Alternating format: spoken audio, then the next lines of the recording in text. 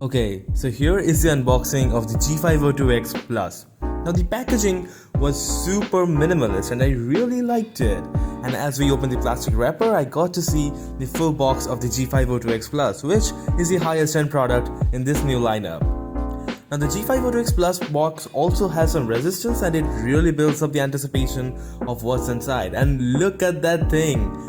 This mouse is a piece of art. Oh my god, this white color looks so elegant. I really dig its looks. Now we also get a USB dongle with this thing, and the package also packs a little thumb grip. I'm not sure what that does. Now taking up the first compartment, we get access to another compartment below which has a USB cable. Now this cable has been upgraded to USB Type-C, which is pretty sweet, and it's also pretty long. And we also get an extender which will help in connecting the cable to the mouse.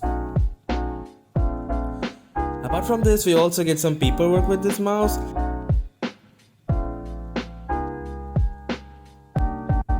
And a Logitech G sticker. This one is really dope.